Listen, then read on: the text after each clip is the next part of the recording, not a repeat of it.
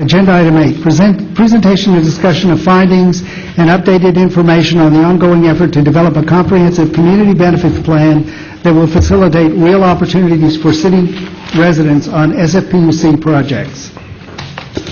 Good afternoon, Harlan Kelly, Assistant General Manager for Infrastructure.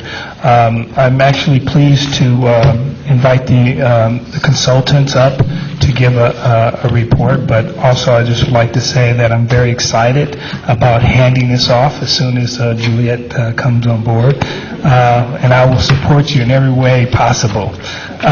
So with that, I wanted to bring up Darylyn Davis and Benita Reagan to give you an update, but also want to give a special thanks to Masood Okande and Chris Iglesias for helping facilitate the consultants and doing their research to get to where they are today. So with that, could you guys come up?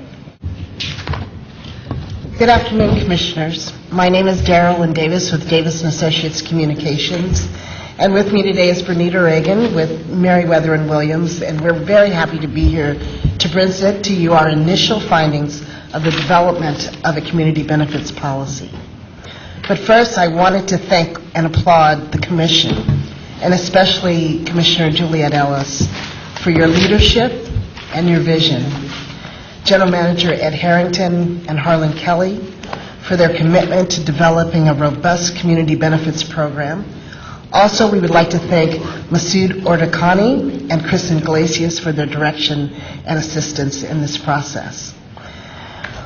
We have taken on this work with a view towards sustainability. We saw a wide breadth of programs as we researched and talked to so many people within the agency and outside the agency. There's a breadth of programs and see much opportunity for staff and leadership to maximize what you're doing to achieve greater community benefits. I'll be taking you through the first part of our presentation, which is the outline of what we've done to date, provide an overview of our findings, and Benita will walk you through our first draft of a definition for community benefits, and lastly, our initial recommendations. Because there's so much momentum around workforce development, we concluded that workforce development should primarily be directed by OEWD and integrated into the overall SFPUC community benefits program. Benita will address this later in our presentation. Thus far, this project has been a huge undertaking, and we've spent many hours going over lots of documents, talking to folks in other cities throughout the U.S., and so now I'd like to direct you and walk you through what we've done to date. So initially, we met with the Commission, with the senior management, and presented our project goals to you, the Commission, in April. We conducted over 30 interviews, one-on-one with people, both internally and externally. We've held focus groups. We've created a website that's on an online survey, which you can find on sfpuc.water.org. We've developed a draft definition. We've conducted a nationwide survey and contributed to the workforce development strategy with OEWD. And we've also visited many of the facilities and toured the community benefit sites. And we've created an enormous and an incredible inventory of community benefits programs. So specifically, what we've done with our research, as it relates to our research with the 8 utilities that we looked at throughout the nation, and 3 of them being the top in the country, meaning the largest agencies in the country. We selected them based on the geography, the size, and the location of those utilities as we did our research.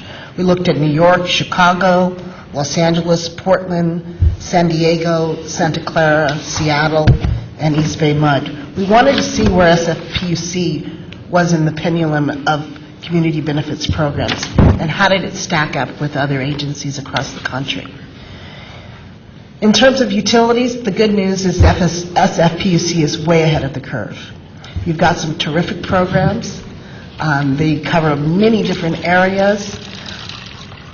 They can create sustainable relationships with the community and its customers. and we'll talk about what we think should be the next steps. We also found that there isn't a standard definition of community benefits, that nobody has one. There's no set of guidelines anywhere throughout the country. Even in Australia, we looked as far as Australia to see what are they doing. They're very much in the leadership in this area of community benefits. All were subject to some kind of economic or political, climate, structural organization, or legal restrictions, as SFPUC is.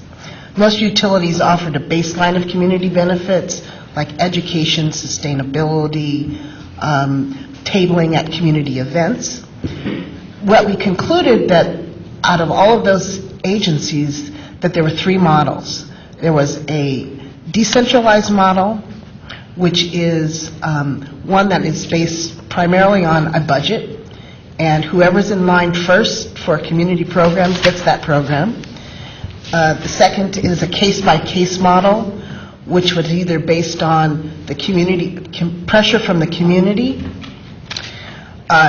Second, if you knew someone in the agency and you were able to sell them your idea. And thirdly, or it was related to a capital improvement program. So those were the three ways that a case-by-case model worked. And a centralized model is an overall community benefits program through a well-defined community, an actual program.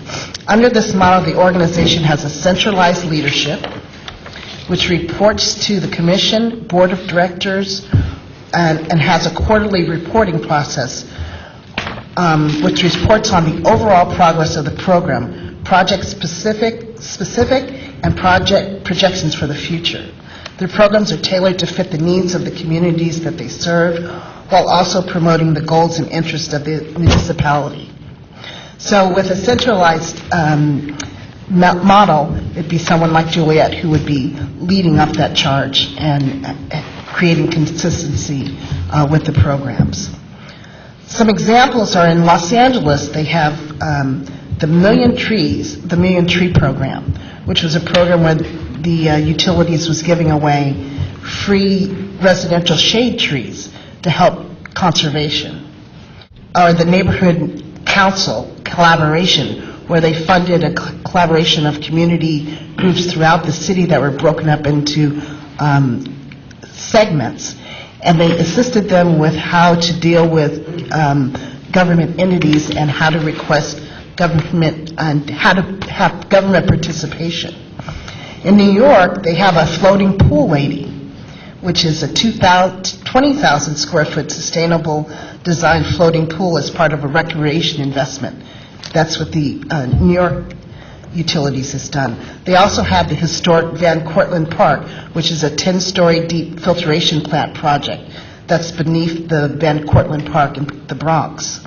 To address the construction of the plant and the loss of the use during its construction, the utility offered $243 million worth of improvements to dozens of parks throughout the bureaus, hired and trained residents during construction, participated in an apprenticeship program, and provided education. They also have the Wave Wall, which is, it's called the Wave Wall in Green, which is based on a 1% fund that's created through the Arts Commission, and they use that money to beautify the exteriors of their facilities. For instance, the Wave Wall in Green, it's called, and it forms the perimeter of the Coney Island Water Pollution Prevention Control Plant, and it's funded through the city's mandate. You also in Portland have the hydro parks, and a hydro park is a water facility that now serves as a public open space, and they're usually in deficient communities where there is a deficiency of parks. And the agency works with the community to create hydro parks by removing fencing and installing benches, walking paths, picnic tables, dog stations, and community gardens. That's just to give you an example of some of the programs that other agencies are undertaking and underwriting through their community benefits programs.